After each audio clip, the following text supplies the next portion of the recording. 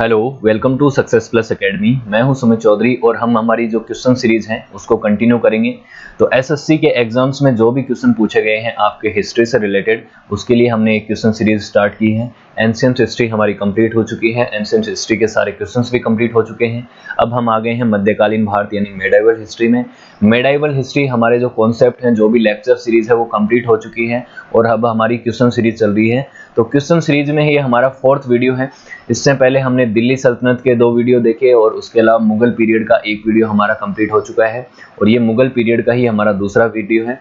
तो मुगल सल्तनत या मुगल पीरियड जो है वो आपको पता है 1526 से लेके 1857 के बीच का जो समय है उसको मुगल पीरियड कहा जाता है। मध्यकालीन उत्तर भारत में अगर बात करें तो 1526 में भारत में बाबर आया, पानीपत का प्रथम युद्ध हुआ और 1857 में क्या हुआ, 1857 की क्रांति, सेपोई मोमेंट या जो सैनिक विद्रोह जो हुआ था। उसके बाद ये जो मुगल बादशाह यहाँ पे बहादुर शाह जफर था, उसने उस लीड किया था उस संग्राम को, स्वतंत्रता संग्राम को। इसी वजह से उसको हटा दिया गया था दिल्ली के तख्त से और उसको भेज दिया गया था म्यांमार के रंगून में। ठीक है, और यहाँ से दिल्ली का तख्त पलट जाता है। यहाँ से उसके बाद जो ब्रिटिश हुकूमत है वो शासन करना शुरू कर जाती है। ठीक है, तो ये जो समय है इसके बीच में जो भी क्वेश्चंस पूछे गए हैं आपके एग्जाम्स में उन सभी को हम इंक्लूड करेंगे। स्पेशली एसएससी के एग्जाम्स में जो क्वेश्चन पूछे गए हैं उन सभी को। तो इसी एग्जाम्स की तर्ज पे आपको पता है एसएससी सीजीएल है, सीपीओ है, सीएचएसएल है, एसएससी जेई है। ये जो एग्जाम्स हैं इन्हीं के जैसे और भी एग्जाम्स होते हैं, इसी तरह के क्वेश्चंस पूछे जाते हैं रेलवे के एग्जाम्स में, स्टेट पीएससी एग्जाम्स में, यूपीएससी के प्री के पेपर में भी कुछ ऐसे क्वेश्चंस पूछे जाते हैं। तो इन सभी को हम देख सकते हैं। इस सीरीज को अगर आप फॉलो करेंगे तो आपके बहुत सारे क्वेश्चंस हो जाएंगे। ठीक है, तो चलिए शुरू करते हैं। पहला क्वेश्चन जो है वो है, who was the architect who design Taj Mahal. तो वो आर्किटेक्ट कौन था जिसने ताजमहल का डिजाइन दिया था, ताजमहल का निर्माण करने में उसने महत्वपूर्ण भूमिका निभाई। तो आपको ताजमहल के बारे में बहुत सारी चीजें पता होनी चाहिए। पहली बात तो एक तो इसका निर्माण किसने करवाया, शाहजहां ने करवाया, ये आप सभी को पता होगा। ठीक है, किसकी याद में बनवाया, मुमताज महल, जो इनकी प्रिय बेगम थी, तीसरी बेगम थी मुमताज महल। ठीक है, मुमताज महल की मृत्यु हो गई थी जब इनका 14th चाइल्ड, इनके 14 बच्चे हुए थे, उनमें से 7 ही जिंदा रहे थे, 4 बेटे और 3 बेटियां। तो 14th जो लड़की थी, 14वीं जो बच्ची थी, उसके जन्म के समय मुमताज महल की मृत्यु हो गई थी। उसके बाद इन्होंने ताजमहल उनकी याद में बनवाने की शुरुआत की। 1632 से लेके 1653 के बीच में ताजमहल का निर्माण होता है, अगले 20-21 सालों तक। और उसका जो चीफ आर्किटेक्चर है, जो आर्किटेक्ट हैं जिन्होंने इसका डिजाइन दिया था, वो थे उस्ताद अहमद लाहौरी। ये एक पर्शियन थे, फारसी थे और इन्होंने ही इसका डिजाइन दिया था। और ये तो एक डिजाइन देने वाले व्यक्ति थे, इसके अलावा लगभग 20,000 कारीगरों ने इस पे ऊपर काम किया था आने वाले 20 साल तक। तो बहुत बड़ी बात है, बहुत समय लगा था, ऐसे ही नहीं बनी थी इतनी खूबसूरत बिल्डिंग। और ये यूनेस्को हेरिटेज साइट में तो आती ही है, साथ ही साथ ये 7 वंडर्स में भी शामिल हुआ था 2007 में। ठीक है, उसके अलावा जो इसमें स्टोन लगा है, जो पत्थर है, वो 28 तरह के स्टोन लगे हैं। वैसे तो 28 टाइप के स्टोन लगे हैं, अलग अलग देशों से लाए गए, भारत के अलग अलग हिस्सों से लाए गए। लेकिन अगर मेन स्टोन की बात करें, जो चीफ स्टोन जो है वो लाया गया मकराना से। और मकराना कहाँ है, मकराना का जो व्हाइट मार्बल है वो राजस्थान में आता है। राजस्थान में एक छोटी सी जगह है मकराना, यहाँ पे ये स्टोन लाया गया, यहाँ से ये स्टोन लाके ताजमहल का निर्माण किया गया। तो बहुत सारी चीजें हैं आपको ताजमहल के बारे में पता होनी चाहिए। अगर आपको डिटेल में इंफॉर्मेशन चाहिए ताजमहल के बारे में तो मैंने एक सेपरेट वीडियो बना रखा है, आप जाके देख सकते हैं, history of Taj Mahal by Success Plus Academy, तो आपको मिल जाएगा, या प्लेलिस्ट में भी जाके देख सकते हैं। Shahjahan build the Moti Masjid 8। दूसरा क्वेश्चन है कि शाहजहां ने मोती मस्जिद जो है वो कहाँ पे बनवाई। तो मोती मस्जिद जो है ये 2 हैं बेसिकली इंडिया में। एक मोती मस्जिद है आगरा में, और इसी की आगरा की बात कर रहे हैं हम, यहाँ पे ऑप्शन गलत है, ये आगरा में। और दूसरी मोती मस्जिद जो है वो है दिल्ली में। ठीक है, तो दिल्ली की जो मोती मस्जिद है ये तो बनवाई थी औरंगजेब ने। ठीक है, औरंगजेब ने बनवाई। और ये जो आगरा की मोती मस्जिद है इसको बनवाया था शाहजहां ने। तो शाहजहां ने जो मोती मस्जिद बनवाई उसी के बारे में पूछा है, आगरा में है, तो ये ऑप्शन यहाँ पे गड़बड़ हो गया। तो आगरा यहाँ पे कर लो, तीसरा या दूसरा जो भी ऑप्शन आप करो कोई दिक्कत नहीं है। आगरा में निर्माण किया गया था मोती मस्जिद का। ठीक है, उसके बाद है Mughal presence in the Red Fort seized. जो मुगलों का जो किला हुआ करता था लाल किला, अब आपको पता है लाल किला जो है ये 1638 में यहाँ पे शिफ्ट कर ली थी कैपिटल, यहाँ पे बना लिया था, लाल किला का निर्माण करवाया था शाहजहां ने। दिल्ली का जो लाल किला है एक अकबर के समय जो, और आगरा का लाल किला है वो भी बना था, लेकिन जो मेन लाल किला है, रेड फोर्ट है हमारा इंडिया का, जहाँ से 15 अगस्त के दिन ये हमारा ध्वज फहराया जाता है, वो लाल किला शाहजहां ने बनवाया था। बहुत ही मशहूर है, यूनेस्को हेरिटेज साइट है 2007 से। तो इसको सीज किसने किया था आपको पता है? जो सीज करने का मतलब ये है कि मुगलों को सीज कर दिया। मुगलों को सीज किया था 1857 की क्रांति के बाद बहादुर शाह द्वितीय या बहादुर शाह जफर जब यहाँ पे था, और 1857 की क्रांति हुई, और जब ब्रिटिशर्स को पता चला कि बहादुर शाह जफर ने साथ दिया है इन रिबेलियंस का, रिवोल्ट में साथ दिया है, तो इसके बाद सीज कर लिया गया था। दिल्ली का जो लाल किला है उसको सीज कर लिया गया 1857 में। तो उसको लीड कौन कर रहा था? ये व्यक्ति का नाम था जॉन निकोलसन। जॉन निकोलसन जो था एक ब्रिटिश आर्मी का लीडर था। इसने रेड किले को, लाल किले को फतेह किया था। उसके बाद बहादुर शाह द्वितीय को रंगून भेज दिया गया, रंगून पेंशन पे भेज दिया गया, और 1862 में उसकी मृत्यु हो जाती है। और यहाँ से मुगल तख्त है वो कम्प्लीटली खाली हो जाता है, मुगलों की सत्ता खत्म हो जाती है। ठीक है, फिर बात आती है the foreign traveller who visited India during the Mughal period and who left us an expert description of the peacock throne. Peacock throne या तख्त ए ताउश, तख्त ए ताउश, तख्त ए ताउश जो है, इसका निर्माण पहली बात तो किसने करवाया? ये करवाया था शाहजहां ने। शाहजहां ने करवाया था 1628 में। तख्त ए ताउश क्या था? बेसिकली ये था, ये पीकॉक थ्रोन, इसको मयूर सिंहासन भी बोलते हैं, तख्त ए ताउश भी बोलते हैं। तो इसका शाहजहां ने निर्माण कराया। मुगल जो बादशाह थी उसके बैठने का उसका थ्रोन था, उसकी गद्दी थी बेसिकली ये, और इसी के अंदर जड़ा हुआ था क्या? कोहिनूर हीरा। और ये कोहिनूर हीरा इसी में जड़ा हुआ था, बहुत ही मशहूर था। इस पीकॉक थ्रोन को आगे चल के नादिर शाह ने 1739 में लूट भी लिया था, और पीकॉक थ्रोन को अपने साथ उठा के ले गया था नादिर शाह। नादिर शाह कहाँ का था? नादिर शाह था पर्शिया का, पर्शिया का रूलर था नादिर शाह, जिसको नेपोलियन ऑफ पर्शिया भी कहा जाता है। इतना फेमस योद्धा था ये, इसलिए इसको नेपोलियन की उपाधि दी जाती है। तो ये 1739 में आक्रमण करता है मोहम्मद शाह रंगीला के समय, और पीकॉक थ्रोन और कोहिनूर हीरे को उठा के ले जाता है। लेकिन बात यह है कि पीकॉक थ्रोन के बारे में डिटेल जो आपको डिस्क्रिप्शन है वो किसकी बुक से मिलता है? तो ये पूछा गया है। एक फेमस बहुत ही मशहूर राइटर आए थे भारत में, फ्रेंच के थे ये, इनका नाम है ट्रेवेनियर, जेबी ट्रेवेनियर। इन्होंने बुक लिखी थी द सिक्स वयाग ऑफ जेबी ट्रेवेनियर। तो सिक्स वयाग यानी कि इनकी यात्राएं जो थी उनके बारे में लिखा। तो जेबी ट्रेवेनियर ने काफी सारी चीजें लिखी हैं मुगल दरबार के बारे में, मुगलों की सत्ता के बारे में, और इन्होंने स्पेशली पीकॉक थ्रोन का जो डिटेल में जो बताई है, डिस्क्रिप्शन दिया है, उसी से आपको पता चलता है कि किस तरीके का ये थ्रोन हुआ करता था। क्योंकि पीकॉक थ्रोन भारत से तो उठा के ले गए नादिर शाह, ठीक है, तो बाद में इसके बारे में जो डिटेल्स मिलती हैं वो ट्रेवेनियर की बुक से ही मिलती हैं। Okay, which of the following Mughal building is said to possesses the unique feature of being exactly equal in length and breadth? तो मतलब एक आपको अगर कौन सी बिल्डिंग की बात कर रहे हैं जिसकी लेंथ और ब्रीथ एकदम इक्वल है, यानी कि बी और एल, ये लेंथ और ब्रीथ जो है इक्वल है, चौकोर बिल्डिंग है एकदम, ठीक है। तो इसकी बात है स्क्वायर शेप में कौन है? ताजमहल है, और इसकी जो लेंथ और ब्रीथ है ये 35 मीटर है, एग्जैक्ट 35 मीटर चौड़ा है और एग्जैक्ट 35 मीटर लंबा है। तो ताजमहल के बारे में है, ठीक। Who of the following was sent as ambassador to the royal court of Jahangir by James I, the king of England? England का राजा जो था जेम्स प्रथम, इसने भारत में जहांगीर के कोर्ट में किसको भेजा था? एम्बेसडर को किसको भेजा था, ये पूछा है। आपको पता है ईस्ट इंडिया कंपनी जो है वो 1600 में बन गई थी, और उस समय आपको पता है जेम्स प्रथम जो था वो मुगल यहाँ पे बादशाह हुआ करता था इंग्लैंड का। तो इसने भी अपना राजदूत भेजा और ईस्ट इंडिया कंपनी ने भी अपना राजदूत भेजा। ईस्ट इंडिया कंपनी ने तो अपना राजदूत 1608 में ही भेज दिया था। उस आदमी का नाम था जॉन हॉकिंस, ठीक है, जॉन हॉकिंस को भेजा था ईस्ट इंडिया कंपनी ने।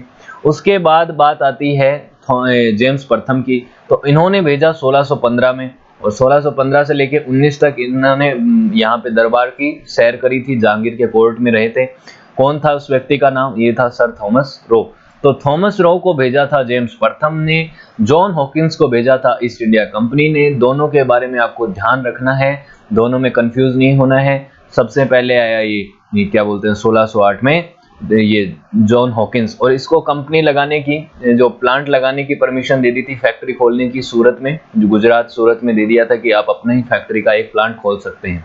ठीक है, उसके बाद एक तरीके से एम्बेसडर, एक डिप्लोमेटिक रिलेशन बनाने के लिए थॉमस रो आया था 1615 में, और ईस्ट इंडिया कंपनी का सिर्फ मकसद था यहाँ पे फैक्ट्री को लगाना, उसी की परमिशन लेने के लिए आए थे। ठीक है, उसके बाद है which of the under mentions fact about Taj Mahal is not correct. Taj Mahal के बारे में नीचे दिए गए जो तथ्य हैं उनमें से कौन सा गलत है। ठीक है, it is a magnificent museum, बहुत ही खूबसूरत ये मकबरा है, इसमें कोई दो राय नहीं है। शाहजहां ने इसका निर्माण करवाया, सही बात है। और तीसरी बात दे रखी है कि सिचुएटेड आउटसाइड आगरा फोर्ट के बाहर बना हुआ है, आगरा में ही है, ये भी बात सही है। तो चौथा अपने आप गलत हो जाएगा। और दे क्या रखा है, the name of artisan who build it is engraved on it, जो आर्टिस्ट ने इसको बनवाया उसके नाम जो हैं वो इसी बिल्डिंग के ऊपर लिखे हुए हैं। तो ये बात गलत है, ऐसा कुछ भी नहीं है, यहाँ पे कुछ भी नाम नहीं लिखे हुए हैं उनके। ठीक है, हु रोट अकबरनामा, अकबरनामा क्या है, अकबर की जीवनी, अकबर की जीवनी है। अकबर की जीवनी और किसने लिखी थी, ये बात पूछी है। देखो, अकबर की जीवनी, अकबरनामा लिखी थी अब्बू फजल ने, साथ ही साथ एक बुक और लिखी थी आईने अकबरी, आईने अकबरी।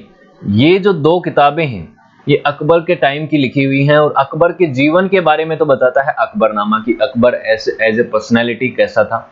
अकबर के जीवन के बारे में अगर आपको डिटेल जानना है, कहाँ पे जन्म हुआ, कैसे हुआ, कौन कौन लोगों ने इसके जीवन में क्या क्या उनका प्रभाव था और क्या क्या इनके व्यू थे, वो सब चीज़ें तो अकबर की जीवनी में, अकबरनामा में मिल जाता है।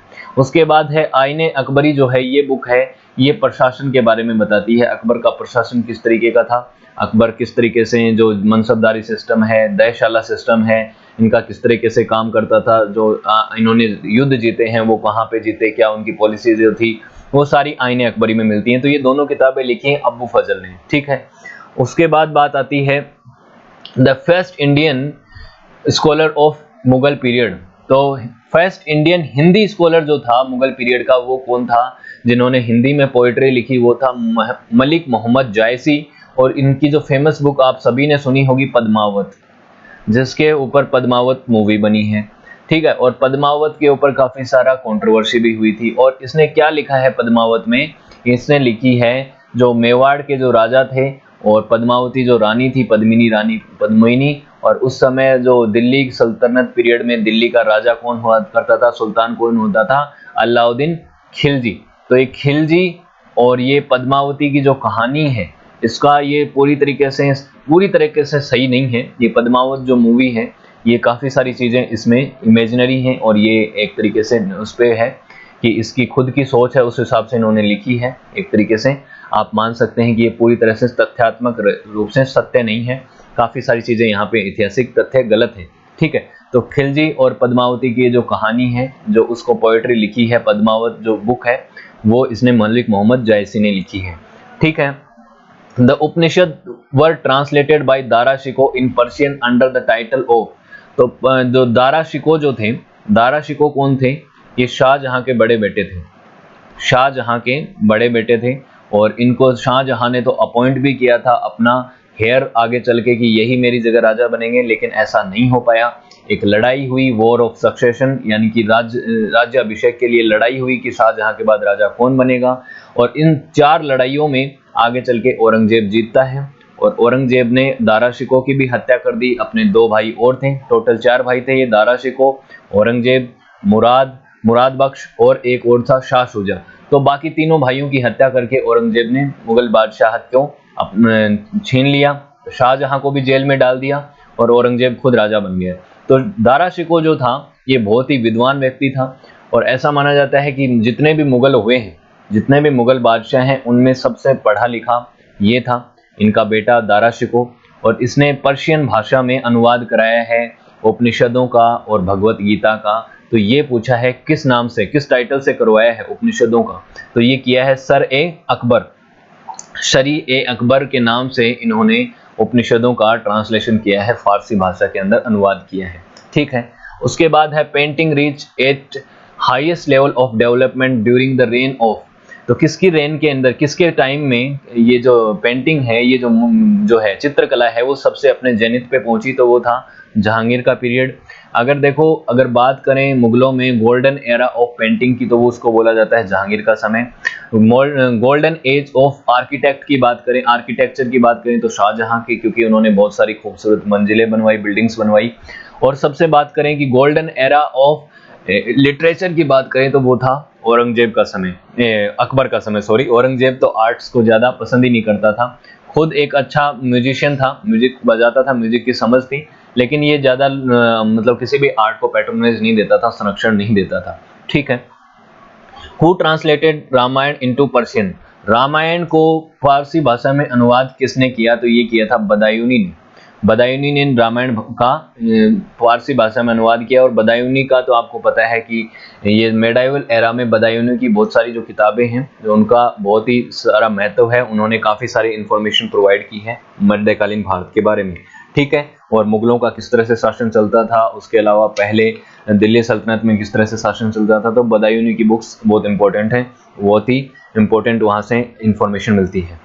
The famous peacock throne of Shah Jahan was taken away in 1739 by, 1739 में जो ये पिकॉक थ्रोन है, मयूर सिंहासन है, इसको कौन उठा के ले गया था, नादिर शाह। जो नादिर शाह कहाँ का था, पर्शिया का था, तो ये क्वेश्चन आपका आंसर यहीं पे मिल गया। पर्शियन इन्वेडर नादिर शाह 1739 में आक्रमण किया था मोहम्मद शाह रंगीला की रिजीन पे, और उसके बाद इसने ये जो पिकॉक थ्रोन है और जो हमारा जो बहुत ही मशहूर कोहिनूर हीरा है, उसको ये यहाँ से ले गया था, ठीक है। उसके बाद ये अहमद शाह अब्दाली ने कब आक्रमण किया, इसने 1761 में आक्रमण किया था। बहुत, इसने हालांकि 7 बार 8 बार आक्रमण किया था, लेकिन 1761 का पानीपत का तीसरा युद्ध बहुत ही मशहूर है, ठीक है। चंगेज खान ने आक्रमण भारत पे किया नहीं, लेकिन एक बार ऐसी सिचुएशन बनी थी जब इल्तुतमिश भारत में शासक हुआ करता था दिल्ली सल्तनत पीरियड का, उस समय चंगेज खान ने आक्रमण किया था ट्रांस ओशियाना पे। तो ट्रांस ओशियाना का जो राजा है वो भाग के आ गया था इल्तुतमिश के पास, उसकी शरण में, लेकिन इल्तुतमिश ने उसको शरण देने से मना कर दिया, और तो चंगेज खान ने आक्रमण भी नहीं किया। ईस्ट इंडिया कंपनी यहाँ से पिकॉक थ्रोन उठा के नहीं लेके गई थी, ठीक है। कोहिनूर हीरा ऑब्वियसली बाद में आपको पता है राजा रणजीत सिंह के समय पे ही ये जो ब्रिटिशर्स हैं वो लेके चले गए थे, और जो कोहिनूर हीरा है आज लंदन के म्यूजियम में सुरक्षित है, ठीक है। ये बात तो आपको पता होगी। What does Jahangir mean, Jahangir जो शब्द है इसका मतलब क्या है। जहांगीर मुगल बादशाह था, पहले इसका नाम था सलीम, सलीम नाम रखा था अकबर ने, शेख सलीम चिश्ती के नाम पे, उनके ही वजह से सलीम का जन्म हुआ था, ऐसा माना जाता है। तो सलीम ने आगे चल के जहांगीर के नाम से शासन करना शुरू किया था। तो जहांगीर का मतलब क्या होता है, जहांगीर का मतलब होता है जिसने जहान को जीत लिया हो, संसार को जीत लिया हो, conqueror of the world, conqueror of the world यानी विश्व विजेता। The French east India company was founded in, तो फ्रेंच ईस्ट इंडिया कंपनी जो है उसको कब फाउंड किया गया था, तो ये किया गया था 1664 में, ठीक है। 1600 में ब्रिटिश ईस्ट इंडिया कंपनी का फाउंडेशन रखा गया था, और 1664 में फ्रेंच ईस्ट इंडिया कंपनी रखी गई थी, और भारत में इसने 1667 में सूरत में अपनी पहली फैक्ट्री लगाई थी। 1667 में फर्स्ट जो फैक्ट्री है, प्रथम जो फैक्ट्री है वो कहाँ रखी, सूरत में इसका लगाया गया था, ठीक है। तो ये समय किसका था, ये औरंगजेब के समय पे इनको परमिशन मिल गई थी। What was the name of the hall of worship constructed by Akbar, ये जो वर्शिप के लिए, पूजा पाठ के लिए एक बिल्डिंग बनाई गई, वो अकबर ने कौन सी बनाई। हालांकि ये पूजा पाठ के लिए नहीं थी, बेसिकली यहाँ पे क्या होता था, इबादत खाना जब अकबर ने बनवाया था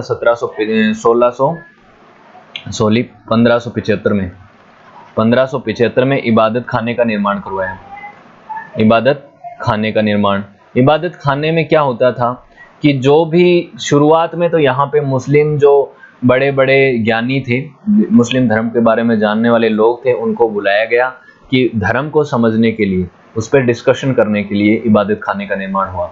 बाद में धीरे धीरे अकबर ने कुछ समय बाद ही दूसरे धर्मों के लोगों को भी बुलाना शुरू किया, हिंदुइज्म के लोग, जैनिज्म के लोग, सिखिज्म के लोगों को भी बुलाना शुरू कर दिया, इबादत खाने का निर्माण हो गया था। उसके बाद 1579 में मजहर का घोषणा कर दी।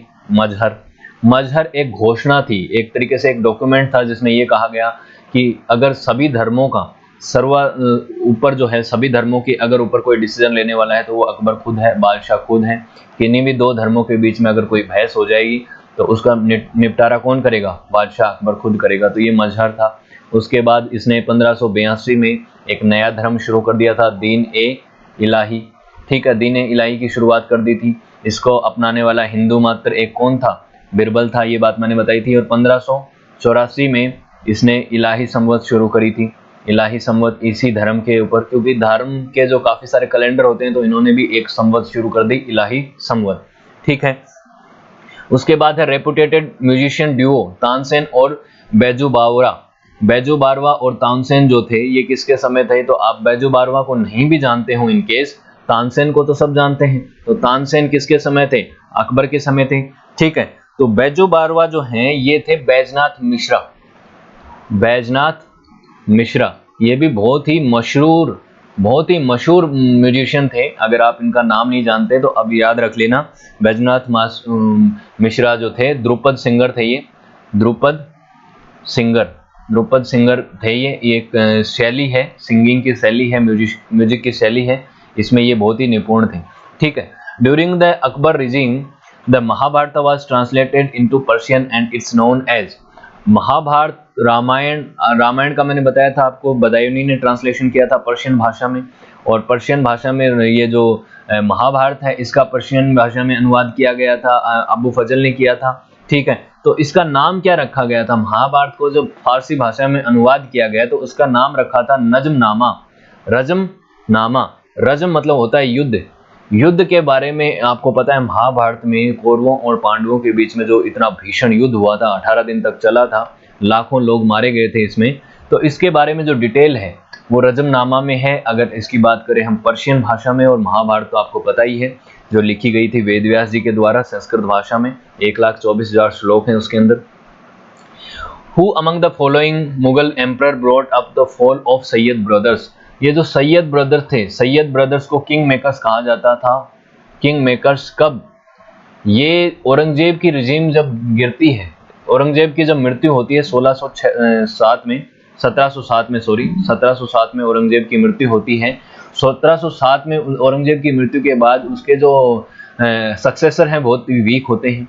तो इसीलिए जो मेन पावर है वो आ जाती है कि जो नोबल्स हैं, जो पावरफुल रूलर्स हैं, नोबल्स हैं मुगल दरबार में, उनमें से ही होते हैं सैयद ब्रदर्स। तो ये सैयद ब्रदर्स जो होते हैं, दो भाई होते हैं, अब्दुल्ला खान और हुसैन खान। ये इनको किंग मेकर्स माना जाता है। इन्होंने 6 मुगल बादशाह बनाए और तख्ता पलट करके इन्होंने बहुत सारे राजाओं को बनाया, जैसे फरूक सियार वगैरह हैं, उन सभी को इन्होंने ही तख्त पे बिठाया था। तो इनका जो समय है वो कब खत्म होता है? इनका फॉल कब होता है? इनका समय आता है मोहम्मद शाह रंगीला के समय पे। मोहम्मद शाह रंगीला ने इनको मरवा दिया था और इनके साथ काफ़ी सारे अमीर भी थे, मुस्लिम जो फंडामेंटलिस्ट थे वो भी इनके खिलाफ हो गए थे सैयद ब्रदर्स के। क्यों?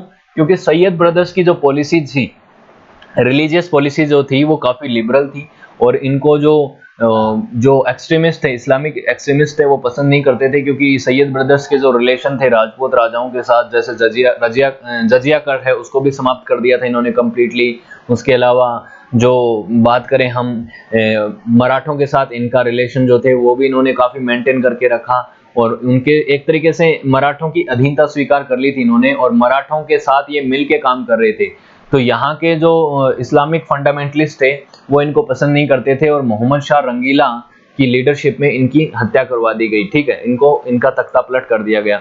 और मोहम्मद शाह रंगीला आपको पता है 1719 से लेकर 47 तक इसने शासन किया है। आगे चल के बहुत ही बेवकूफ़ सा रूलर था, लेकिन इसने शासन बहुत ही लंबे समय तक किया है। वेयर इज द बड़ा इमाम बाड़ा जो है वो कहाँ पे है? तो बड़ा इमाम बाड़ा जो है ये लखनऊ में है। लखनऊ कहाँ पे है? उत्तर प्रदेश की राजधानी है लखनऊ, आप सभी को पता है। और जो अवध के नवाब थे, अवध नवाब जो थे, इन्होंने इसका निर्माण कराया था। उनका नाम क्या है? अवध नवाब का जिन्होंने इसका निर्माण कराया, आसफ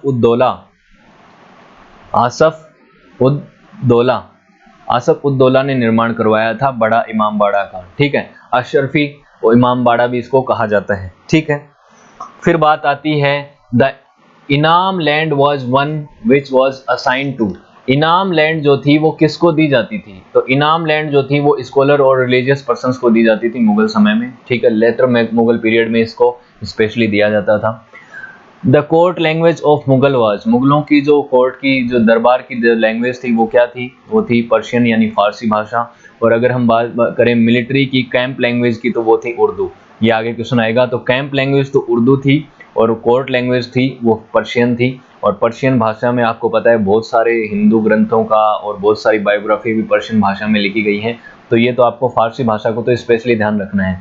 जब मुगल भारत में आए थे बाबर के समय तो इनकी भाषा हुआ करती थी तुर्की, ठीक है। लेकिन बाद में धीरे धीरे अकबर के समय से ही ये जो पर्शियन लैंग्वेज है इसको ज़्यादा ग्रोथ मिल गया और ये पर्शियन भाषा में काम करने लग गए ऑफिशियल, ठीक।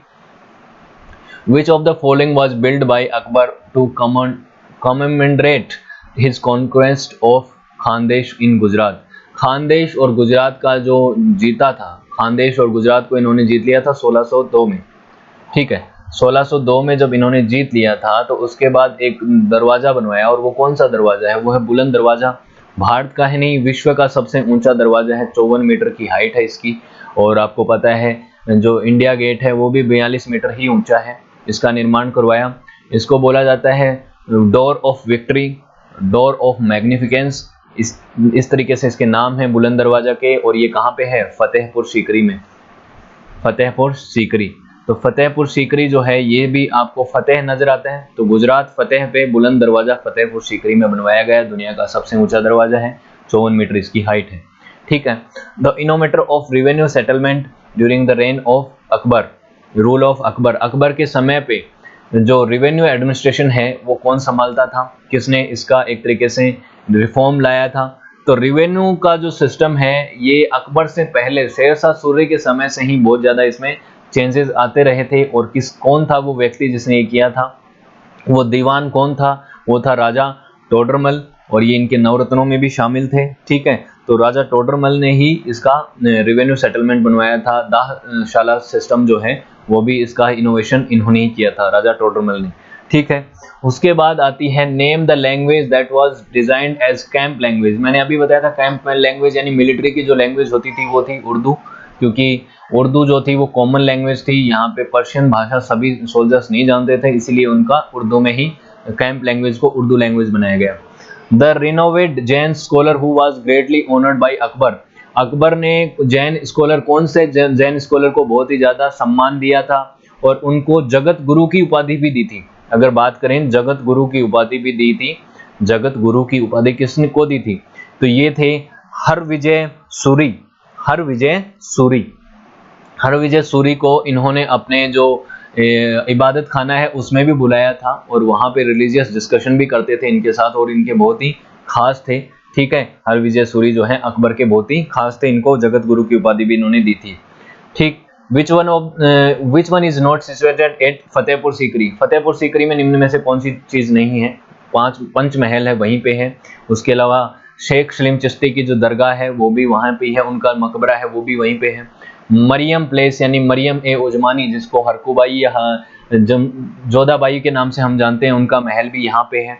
और मोती मस्जिद जो है, देखो जितना भी निर्माण करवाया गया है फतेहपुर सीकरी में मेनली अकबर ने करवाया है। अकबर ने ही फतेहपुर सीकरी का एस्टेब्लिशमेंट किया था, उनकी दूसरी राजधानी भी थी। लेकिन अगर बात करें मोती मस्जिद की तो मैं शुरू में बता चुका हूँ, दो मोती मस्जिद हैं, एक आगरा में है एक दिल्ली में है। आगरा की मोती मस्जिद को बनवाया था शाहजहां ने और दिल्ली की मोती मस्जिद को बनवाया था औरंगजेब ने। तो मोती मस्जिद जो है वो फतेहपुर सीकरी में नहीं है, ये आपको ध्यान रखना है। बहादुर शाह वाज, तो बहादुर शाह तो दो है भाई, यहाँ पे कौन से की बात कर रहे हैं? चारों ऑप्शन आपको चेक करने पड़ेंगे। बहादुर शाह प्रथम जो है वो प्रथम उत्तर मुगल काल का राजा था और बहादुर शाह द्वितीय की अगर बात करूं तो वो अंतिम मुगल बादशाह था। तो कौन से मुगल बादशाह की बात कर रहा है ये? लास्ट रूलर ऑफ लोधी, लोधियों से तो इसका कोई लेना देना नहीं था। सक्सेसर ऑफ शेरशाह सूरी, ये भी गलत है। लास्ट मुगल रूलर हो सकता है और यही सही है क्योंकि आगे वाला ऑप्शन जो है वो मराठों के साथ है, मराठों के साथ इसका सक्सेशन नहीं था, ठीक है। तो बात ये आती है कि बहादुर शाह कौन था? अंतिम मुगल बादशाह था, बहादुर शाह द्वितीय या बहादुर शाह जफर के नाम से इसको जाना जाता है। तो बहादुर शाह द्वितीय जो है ये अंतिम मुगल बादशाह था और बहादुर शाह प्रथम जो है वो प्रथम उत्तर मुगल काल का बादशाह था जिसने 1707 से लेके 1712 के बीच में शासन किया था। और इस मुगल बादशाह की जो बात कर रहे हैं ये 1857 में रिटायर्ड जिसको कर दिया गया था जबरदस्ती, उसकी बात चल रही है। ठीक है, ये बात है। उसके बाद बात आती है who was the author of Gita Govinda. Gita Govinda का जो ऑथर है वो कौन है? तो ये जो जयादेव हैं, जयादेव जो हैं इन्होंने लिखी थी गीता गोविंदा। और गीता गोविंदा क्या है? गोविंदा मतलब है श्री कृष्ण, और गीता गोविंदा में बात करी गई है जो श्री कृष्ण जी के जो बाल क्रीड़ा है, उनके गोपियों के साथ जिस तरह से रिलेशंस थे, उन सभी के बारे में इन्होंने लिखा है जयदेव ने। ठीक है, ये बात है। उसके बाद है which of the following Mughal emperor is credited with composition of Hindi songs. Hindi songs का कंपोजिशन में कौन से मुगल बादशाह ने पैट्रोनेज दिया, क्रेडिट दिया जाता है उनको? तो ये था जहांगीर। जहांगीर को आर्ट का बहुत शौक था। उसने न केवल चित्रकला में योगदान दिया, चित्रकला का बहुत ही शौकीन था, साथ ही साथ वो म्यूजिक का भी शौकीन था। और म्यूजिक भी इनके समय में हिंदी सॉन्ग्स भी लिखे गए और खुद भी कुछ हिंदी सॉन्ग्स इन्होंने लिखे हैं।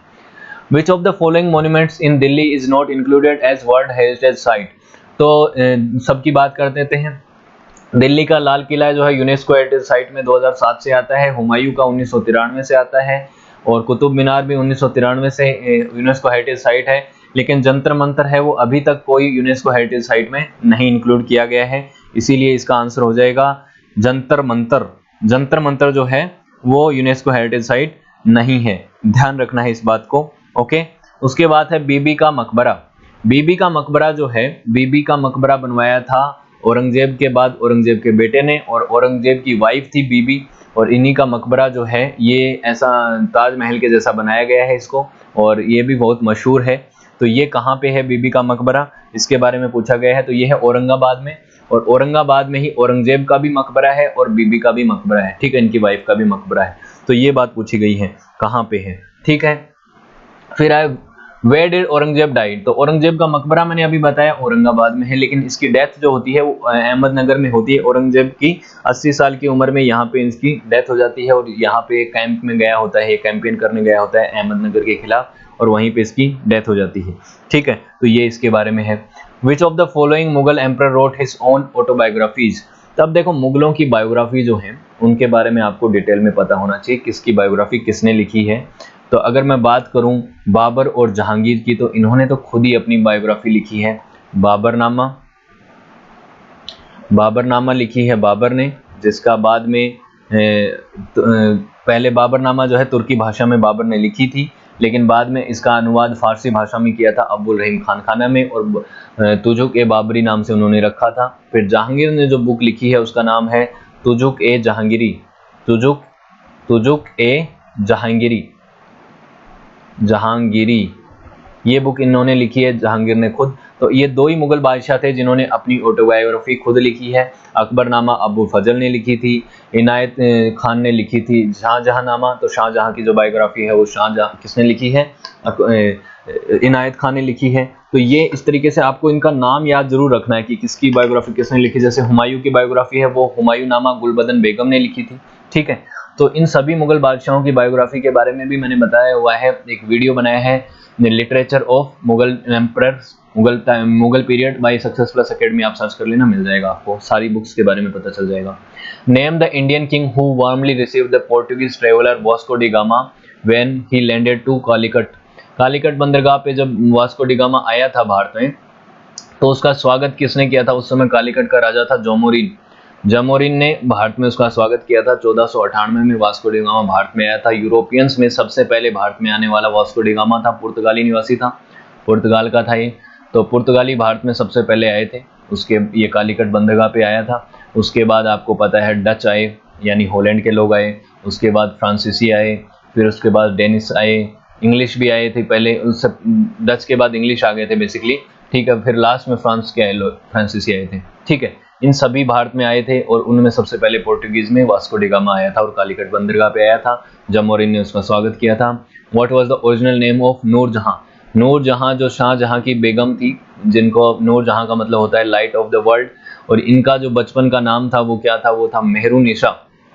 मेहरुनिशा इनका नाम हुआ करता था। एक विधवा थी जिससे बाद में जहांगीर ने विवाह कर लिया था। ठीक, which of the following fort was not build by Akbar, Akbar ने कौन सा किला इनमें से नहीं बनवाया है, ये आपका क्वेश्चन है। तो इसमें जो पहला ही ऑप्शन है ये आपका करेक्ट है कि ये जो ग्वालियर फोर्ट है ये बनवाया था तोमर किंग मानसिंह, राजा मानसिंह ने 8वीं शताब्दी में बनवा लिया था, 8th सेंचुरी में मानसिंह। तो मानसिंह वो मत समझ लेना जो राजा मानसिंह अकबर के समय आमेर के राजा थे, वो नहीं है ये मानसिंह थे तोमर। तोमर जो राजा थे उनकी बात है। तोमरों का इतिहास मैं आपको जल्दी ही बताने वाला हूँ। आगरा फोर्ट, लाहौर फोर्ट और इलाहाबाद फोर्ट तीनों ही अकबर ने बनवाए थे। Who of the following become a member of दीन ए इलाही, दीन ए इलाही जो धर्म है 1582 में अकबर ने इसको शुरुआत की थी। और इस धर्म को अपनाने वाला कौन सा आदमी था निम्न में से, तो राजा बिरबल जो हैं ये एकमात्र हिंदू थे। लगभग 14 लोगों ने ही दीन ए इलाही धर्म को अपनाया था। बेसिकली कोई ज़्यादा बड़ा धर्म नहीं था, इसमें सभी धर्मों की जो चीज़ें हैं, बेसिक स्ट्रक्चर है, जो एक तरीके से आप मान सकते हैं नैतिक शिक्षाएं हैं उनकी, उनको इंक्लूड कर लिया गया था। और उन्हीं के दीन ए इलाही एक नया धर्म बनाया था अकबर ने खुद, ठीक है। और अबू फजल जो था वो इसके चीफ प्रीस्ट थे। लेकिन अगर हम बात करें तो इनमें से राजा बिरबल जो हैं इन्होंने इसको अपनाया था, ठीक। Which Mughal emperor transferred the Mughal capital from Agra to Delhi. अब बात आती है आगरा से दिल्ली कब गए। अब आपको पर याद होगा सिकंदर लोदी ने, सिकंदर लोदी जो था उसने आगरा शहर का निर्माण करवाया था, एस्टेब्लिशमेंट किया था 1504 में। और 1506 में उसने दिल्ली से अपनी कैपिटल आगरा लेके चला गया था। दिल्ली से आगरा चला गया था 1506 में। उसके बाद यहीं से रूल होता था, आगरा से ही इब्राहिम लोदी का, बाबर का, हुमायूं का, शेरशाह सूरी का, अकबर का, जहांगीर का, सभी का यहीं से रूल होता था। उनकी राजधानी यही आगरा ही रहती थी। अकबर ने अपनी दूसरी राजधानी बना ली थी फतेहपुर सीकरी को। लेकिन फिर उसके बाद वापस जब आगरा आए थे तो आगरा से दिल्ली में कैपिटल शिफ्ट कर ली थी 1538 में। किसने? शाहजहां ने, ठीक है। शाहजहां ने अपनी राजधानी को दिल्ली शिफ्ट कर लिया था और उसके बाद इनकी राजधानी दिल्ली ही रही। आगरा से दिल्ली आ गए हैं ये लोग। तो शाहजहां ने 1538 में लाल किला जब निर्माण हो गया था तो यहाँ पे राजधानी को शिफ्ट कर लिया था। Where a Muslim mosque situated where a hair of Paigambar Muhammad Sahab has been preserved. तो प्रॉफिट मोहम्मद या पैगंबर मोहम्मद साहब जो है उनका एक बाल, एक सैक्रेड हेयर जो है वो कहाँ पे, भारत की कौन सी मस्जिद में रखा गया है। तो ये श्रीनगर की मस्जिद जो है, श्रीनगर की जो मस्जिद है जम्मू कश्मीर में, हजरत बाल शिरीन, यहाँ पे प्रॉफिट मोहम्मद साहब का जो बाल है उसको रखा गया है। डच लेक जो है, डल लेक, सॉरी डच क्या बोल रहा हूँ, डल लेक जो है उसके पास में ये जो है बनी हुई है मस्जिद उनकी, और वहाँ पे इनका बाल रखा गया है। तो ये क्वेश्चन पूछा गया है 2000 में एसएससी एमटीएस में। ये हमारे लगभग 40 क्वेश्चन मैंने आपको यहाँ पे लिखित में करवाए हैं, लेकिन आपके लगभग 100 क्वेश्चन हो गए होंगे क्योंकि मैंने साथ में बहुत सारी इन्फॉर्मेशन प्रोवाइड की है, तो इसीलिए इतना टाइम लग गया।